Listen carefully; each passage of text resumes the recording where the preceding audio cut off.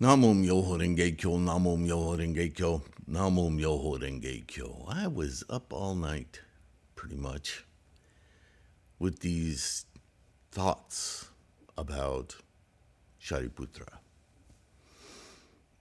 and what he was describing, what he was trying to appreciate and communicate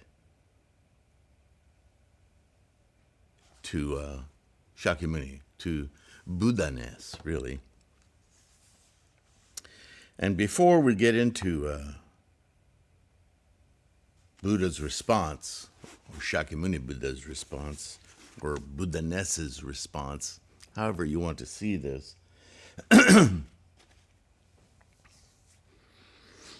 this vision I had, and it's just a little thought experiment, but I've never talked about it this way, and maybe this will help some of you click.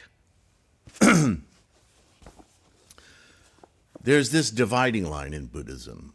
It's very clear, it's talked about all the time, but there's so much complexity and words and stories about it that it's easy to get lost in what it is we're trying to do and what it is we're trying to change, alter, liberate, right? What happens? What is that? And it's really a solid line. I'm going to really simplify this for us, okay?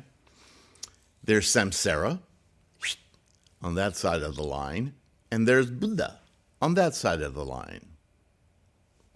That's it. So, what's it like going from samsara to Buddha? How do we recognize it? What is that about? And so now bear in mind, this is a kind of dream imagery, so this isn't literal, but I think it's an interesting exercise. Let's think about this. What if, here's the what if part. What if human beings throughout the ages, whether you believe in evolution, Darwinian evolution through apes and eventually into,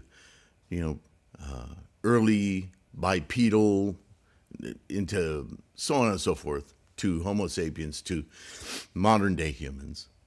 What if the natural progression of our bodies was that our heads were facing the other way? Okay, I'll let you stop laughing for a moment. But think about this. What I'm doing is I'm using the human head as a physical substitute or metaphor. Is it a simile? Anyway, of our sentient minds.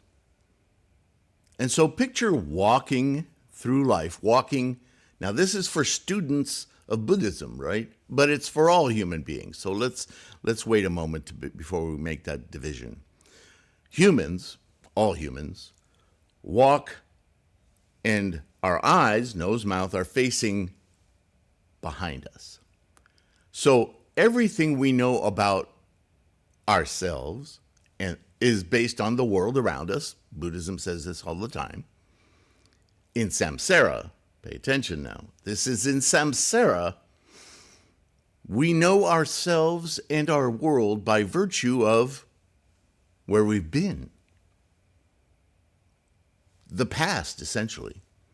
Where we've been, and our peripheral vision brings us really, really close to where we are, but we're not quite, we don't see that well.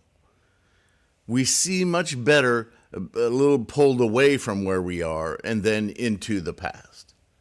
And this is how we live our lives. No wonder we run into things, right? Because we're walking that way. So we're going to, I ran into something. Let me negotiate my way around. Okay, here I go. And then in the past, oh yeah, that's what I ran into. That's how we know ourselves from the past. So the idea in Buddhism is that's the way we're used to living in samsara. So how are we going to let go of that? That's our basis for who we think we are. That's our samsaric self. It's all based on stuff that doesn't exist anymore except in our memory, right? Well, I know what a pole feels like when I run into it. Oh, there it is, the 147th pole I've run into, right? Why can't I recognize it before I get to it? Isn't that the question that brings us to Buddhism? Why these patterns? Why these cycles? Why am I always in this situation? Why does this keep repeating itself in my life? Because you don't see it. You just keep running into it, and then you recognize it once you run into it. That's samsara. Now, when it says in the Lotus Sutra that the Bhagavat, Buddha, not Shakyamuni, although it's Shakyamuni they're talking about, the personage of Buddha-ness, emits a ray of light from the tuft of hair between his brows. Some of you might say, oh, that's the third eye. Well, yeah. What does Nichiren call that? Think about that for a second. What, in our doctrine of practice, what does Nichiren call that? That third eye, that ray of light, that illumination, like a projector, presents you with a different vision, right? The Gohonzon, that's what that is. But set that aside for a moment. Gohonzon, third eye, ray of light. What happened in that moment in the Lotus Sutra is this entire audience of, now we're talking about students of Buddhism. Because if you're not a student of Buddhism, then you're not seeking this out. You're just cataloging your experience, right? Walking into things. But as a student of Buddhism, the entire appeal of Buddhism is that you can liberate yourself from that. But what does that get you? Where do you go? That's all we know. This is the conundrum that stumbles a lot of people, right?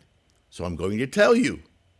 That ray of light, that apparition that's given to all the students of Buddhism, is like Buddha-ness or Buddha or the Bhagavat, the thus come one, if you will.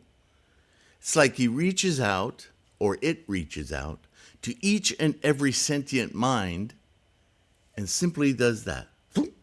Just flips that head around. That ninth consciousness is the consciousness that's always been there, but you've never looked. It's asleep. This awakening is, whoop, 180 degree with your head. And all of a sudden, you and I, reaching our Gohonzon, chanting, boop. Oh my gosh. Holy crap. That's where I'm going? Look at all the potential. Look at all the opportunity. Oh, I see a pole coming. I'll just walk around it. Holy crap, I say again.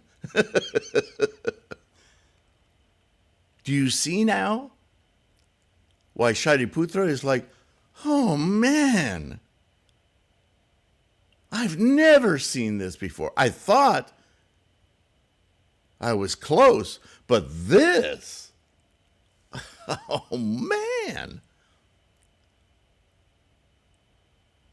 I would have never conceived of this had I not seen it with my own experience. That is awakening, my friends. That is what we're doing when we chant with our mandala, to open that Gohonzon mind to experience potential. That is what we replace, if you will. We don't get rid of the past. It's just no longer our basis for being. We now see our being as not a result of the past, but as a wide open opportunity into the future. That's Buddha-ness. Does that make sense? I saw this vision over and over and over all night long, and I almost came out here to the school to make the video at like 2 in the morning. Anyway,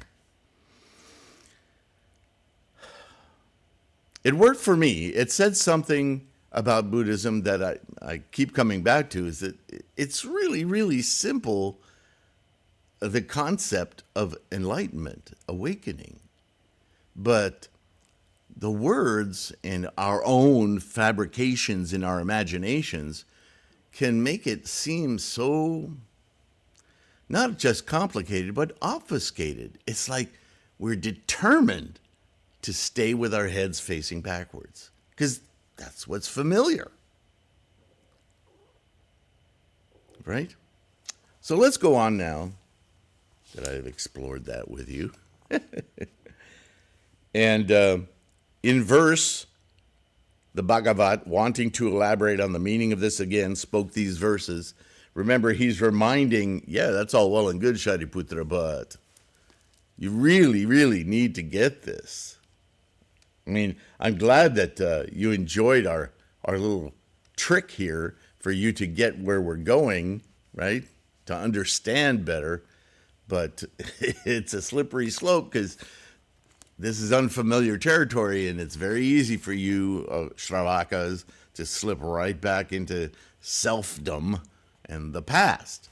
So he says, oh, Shariputra, in the future, right, now that your head's turned around, you will become a Buddha of universal wisdom, named Padmaprabha, right? Who will save innumerable sentient beings, who will liberate innumerable sentient beings. Having paid homage to innumerable Buddhas, perfected the Bodhisattva practice, these are the things you're going to have to do in order to become a Buddha, and the qualities including the 10 powers, you will attain the highest path, the path of the enlightened Bodhisattva, yes? After immeasurable kalpas have passed, the kalpa will be called Prabhutarana. Prabhutaratna. And the world will be called Viraja, pure and without dirt. In other words, again, I call out the Vimalakirti Sutra, right? So, showing us that the pure land, quote unquote, the Buddha land, is the same land as it's always been, except your head's been spun around. I'm going to keep hitting on that darn analogy all video long now. The earth will be made of lapis lazuli. In other words, everything you'll see will be beautiful and won't be heaped with negative feelings or prohibitions or obstacles. Everything will just be leading to enlightenment. Just beautiful. And the roads bordered with golden cords, right? What a beautiful vision. Will be lined with variegated trees of the 7 treasures, which are all full of flowers and fruits. Everything is opportunity. All potential. Even obstacle potential, but it won't get in the way anymore because you'll see it clearly, right? The clarity of Buddha-ness. The bodhisattvas in that world will always be firm in recollection. In other words, there's the past. You won't have lost it, but now you'll understand that it's just something you've passed through, right? Momentum. All of them will be completely endowed with the transcendental powers and the perfections and will all have properly practiced the bodhisattva path. In the presence of innumerable Buddhas. Because that's what you'll see now. No matter how people now walking toward you with their heads on backwards will all be opportunities to spin them around. You'll see that they're all potential opportunities to experience Buddhahood. They just don't see it, so you need to spin them around. Well, their heads anyway. Such mahasattvas as these will be led and inspired by the Buddha Padmaprabha. When this Buddha becomes a prince, he will abdicate his kingship and give up his worldly fame. He's kind of referring back to himself as Siddhartha there, isn't he? Bearing his last body, he will renounce household life and attain the path of the Buddha. So once you experience Buddha-ness, your attachment to this physical form is just provisional, so that you can mentally experience life fully. Right? Birth, death, birth, death, birth, death, birth, death. Never forget that. This Buddha Padmaprabha will live in the world for 12 intermediate kalpas. In other words, this experience of Buddha-ness will seem expansive and timeless. And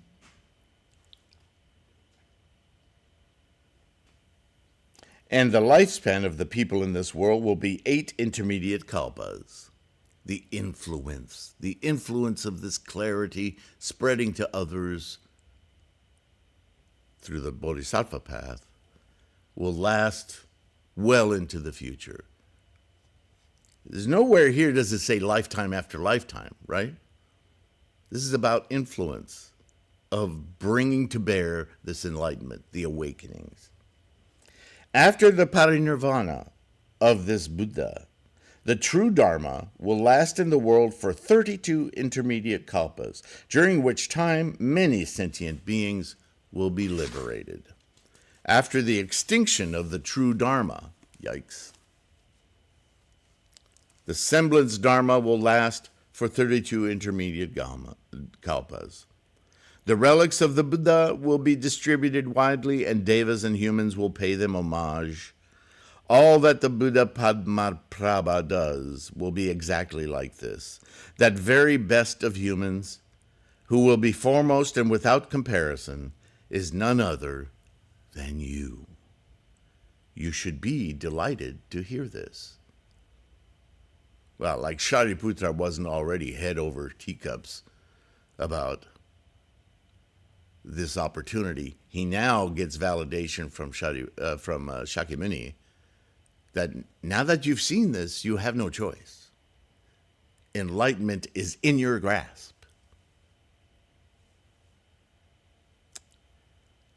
At that time, the fourfold assembly of monks, nuns, laymen, and laywomen, and the great assembly of devas, nagas, yakshas, gandharas, ashuras, garudas, kimnaras, and mahoragas saw Shariputra receive his prediction of highest complete enlightenment in the presence of the Buddha.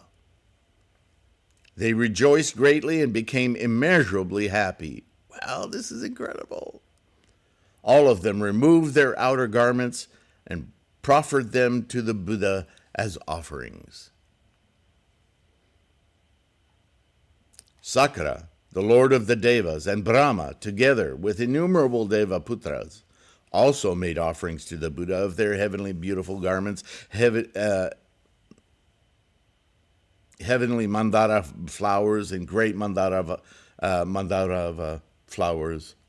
Their heavenly garments floated and fluttered in the air, while in the sky, the devas played hundreds of thousands of myriads of kinds of music together at one time. What a cacophony. So this is all, remember, this is a ceremony in the sky.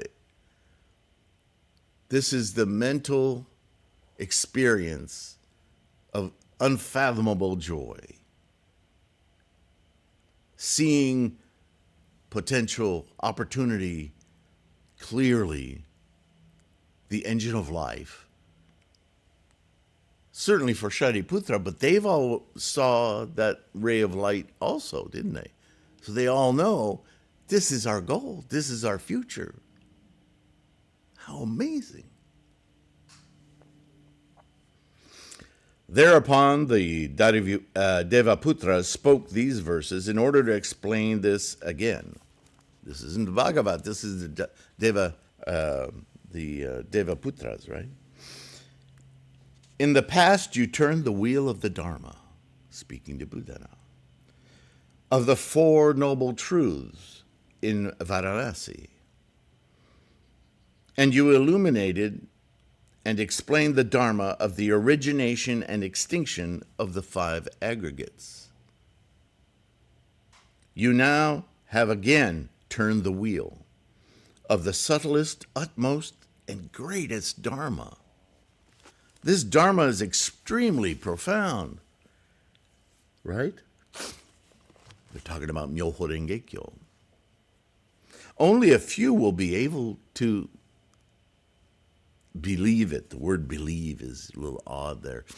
I think what believe in the Buddhist sense is talking about is to truly incorporate it into our understanding of life. Only a few will be able to incorporate it into their minds, yes? Keep that Gohonzon mind open. Since long ago we have frequently heard the teachings of the Bhagavat, yet we've never heard before such a profound and supreme teaching. It's not because it wasn't offered. They didn't hear it. When the Bhagavat taught this Dharma, we were all delighted. And now Shariputra, possessed of great wisdom, has received his prediction from the Bhagavat. In the same way, we too shall certainly become Buddhas. We shall become peerless, unrivaled in the world, in all the world. The path of the Buddha, which is difficult to understand, is taught with skillful means, according to what is appropriate for sentient beings.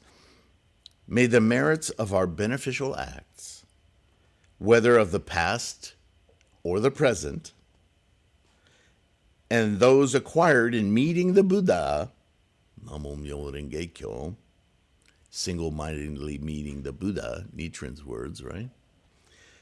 Be completely transferred to the Buddha path. May our heads be spun around so that we now see clearly life into the future as potential, all potential, and opportunity to be all that we can, to be enlightened, to be awake in this process, this momentum that is life. Not just tracing where it's been. That's samsara. At that time, Shariputra said this to the Buddha: O Bhagavat, I now have no further doubts. I have received the prediction of the highest supreme enlightenment in the presence of the Buddha. When all those 1,200 who have attained complete mental discipline were still under the training in the past, the Buddha constantly led and inspired them, saying, quote, my teaching overcomes birth, old age, illness, and death, and it leads to nirvana. Because what is that? That old age, birth, sickness, and death. It's the cycle of birth and death, isn't it? Birth, death, birth, death, birth, death, birth, death, birth, death. Both those who were still in training and those who were not thought they were free from false views about the self, existence and non-existence, and declared that they had attained nirvana because they understood your words, but they didn't incorporate it in their thinking.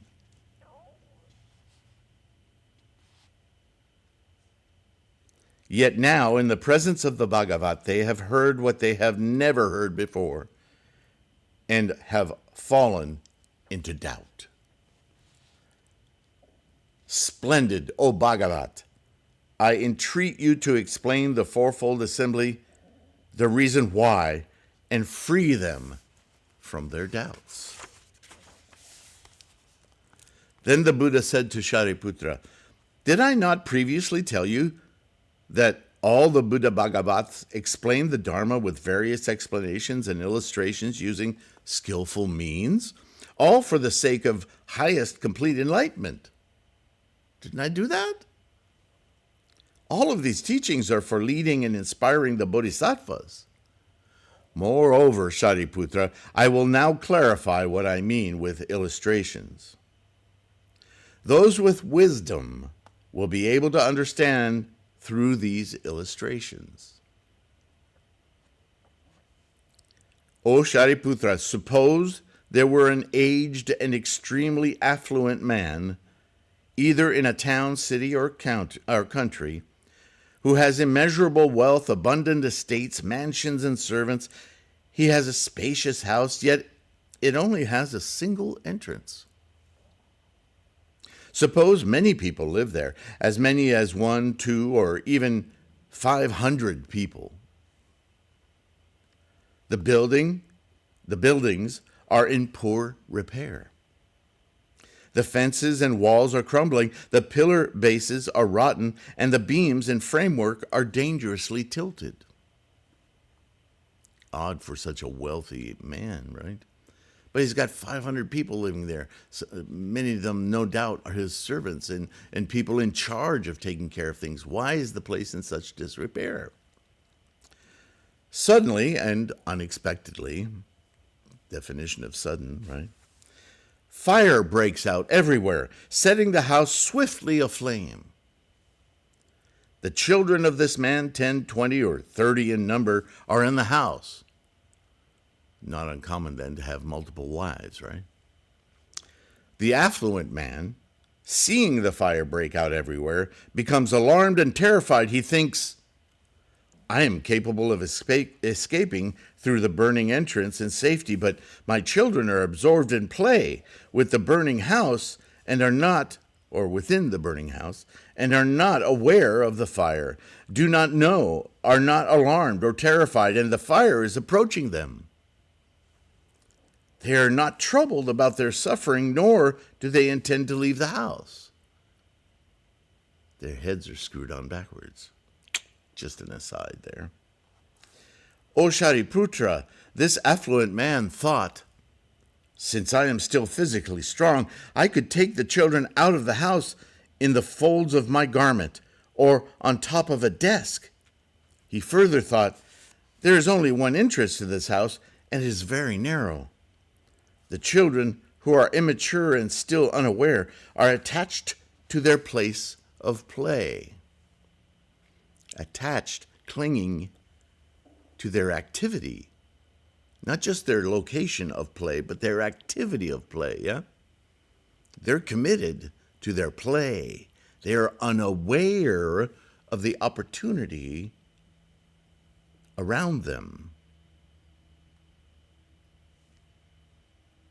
They may fall into danger and be burned by the fire. I should now tell them of the danger. This house is already burning. They must escape as quickly as they can to avoid being burned by the fire. After considering this, he urged the children according to his thought. Children, run out immediately. Although their father, in his concern, has given them the proper advice, the children are immersed in their play, and they do not accept it. What is Buddha telling them? What is Shakyamuni telling Shariputra? It's all well and good. I even went through the trouble of making everybody see their Gohanzen mind. Experience Buddha-ness for a moment. But boy, they sure are admired in their samsaric activities, their egos, their picture of self that they don't want to let go of. They're clinging.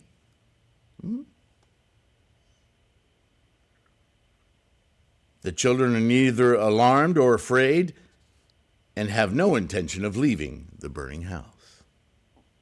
Moreover, they did not even know what a fire is. The condition of the house, or what they may lose. They merely run about back and forth looking at their father. What? Thereupon the affluent man thought to himself, this house is already engulfed in flames. If my children and I do not get out, we will perish in this fire. I will now use skillful means to help my children escape from this disaster. Since the father already knew that his children were attached to various rare toys and unusual things that each of them liked, he said to them, "The toys you are fond of are rare and hard to obtain. If you do not take them, you will certainly regret it later.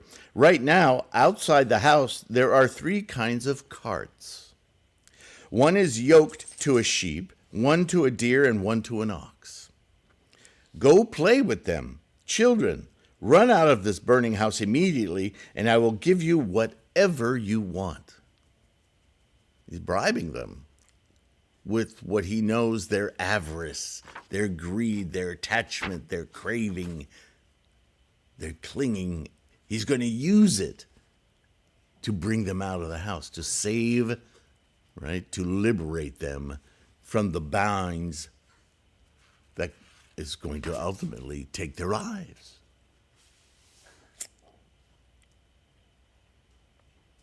Then the affluent man saw, the children, hearing what their father had said about the rare toys, became excited. And in their eagerness to get out them, they pushed each other out of the way in mad rush out of the burning house. Then the affluent man saw that his children had got out safely and were sitting unharmed in an open area at a crossroad. He was relieved, happy, and joyful. The children said to their father, you can kind of guess, "Father, please give us the toys you promised," totally unaware that they just escaped death. "Those 3 carts, one yoked to a sheep, one to a deer, one to an ox." O Shariputra. The affluent man then gave each child the same kind of large cart. These carts were tall and spacious, adorned with various jewels and encircled with railings full of hanging bells. On the top of the carts were canopies, also decorated with various kinds of jewels. These carts were draped with jewels, jeweled cords, and hung with flower garlands. They were thickly piled with fabrics and red pillows and had been placed about. The carts were each yoked to an ox with a spotlessly white hide. These oxen had beautiful bodies with powerful muscles, even gaits, and were as swift as the wind. And there were many attendants guarding them. Why did the affluent man give these carts? Because the man had great and immeasurable wealth, and his abundant storehouses were full. He thus thought further. Since my treasures have no limits, I should not give my children inferior carts. These are my children, and I love them all equally. I have an immeasurable number of large carts, such as these, decorated with the 7 treasures. I should equally 7. That number 7. Where have we encountered that before, right? When I've discussed in the Go Show and in previous Lotus Sutra discussions, the 7. Namu Myoho Renge Kyo. Okay, I'll just let that hang in the air for a minute. I should equally distribute them to each child without discrimination. Why is this? Even if I gave carts like these to everyone in the country, their number would not be exhausted. Why should I not give them to my own children? At that time, the children each climbed into a great cart and had an unprecedented experience, one beyond their original expectations.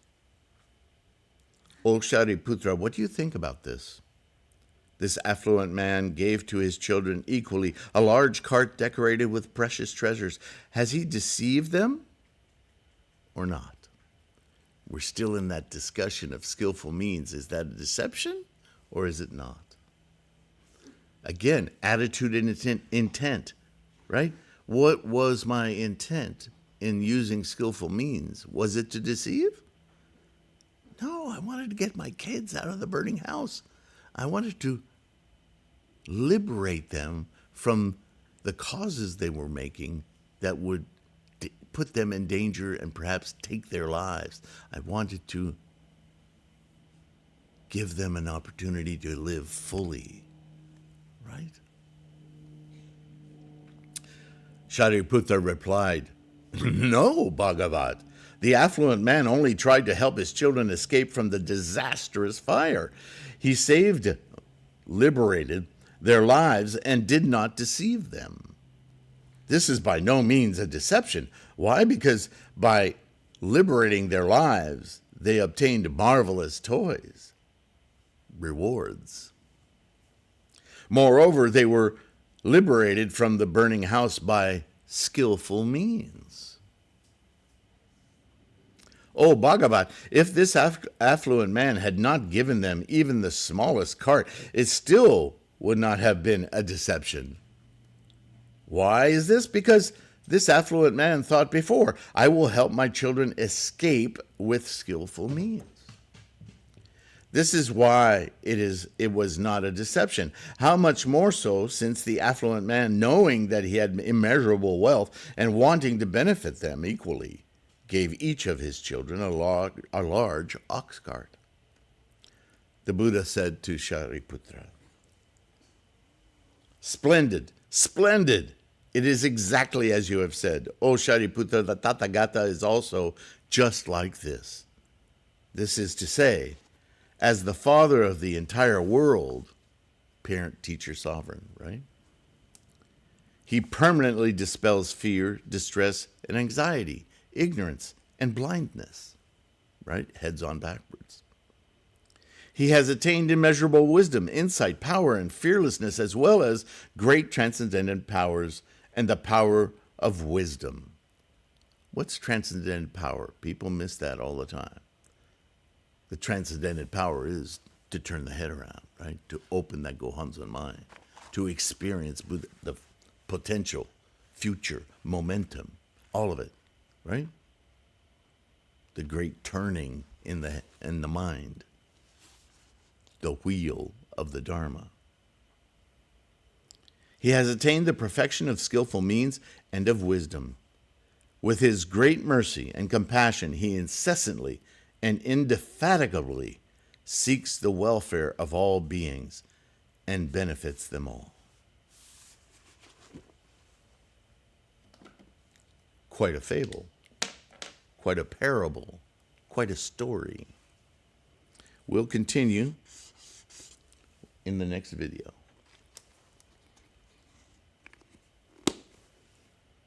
I hope my little mental experiment there, thought experiment, helps you see this samsarically, right?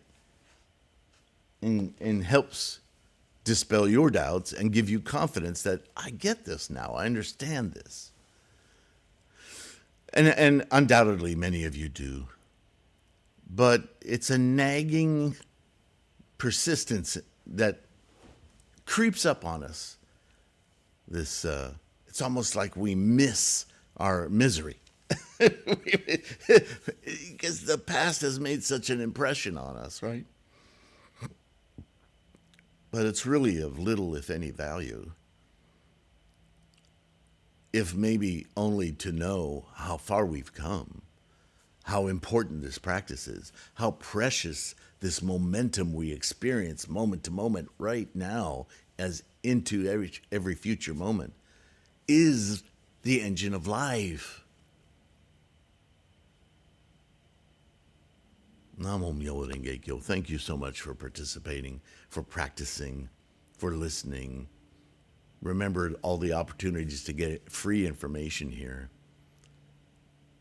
The podcast, the audio podcast, free. All the information and research that I've done is on threefoldlows.com.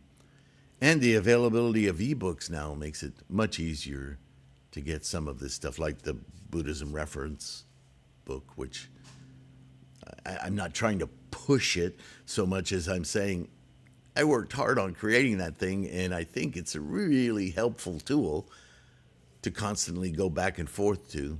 Undoubtedly, I need to start making a list of terms I might add to it in the next edition. Like save, I need to write that down. Thank you. Thank you for liking and subscribing. A few seconds of clicking, and you do so much to help the algorithm grow this Sangha, propagate these resources, teachings, confidence builders, I hope, right? And so my wish for you is to stay healthy, be kind to yourself, take care of yourself, influence the world as you do. And I will see you in the next one. Okay? Bye for now.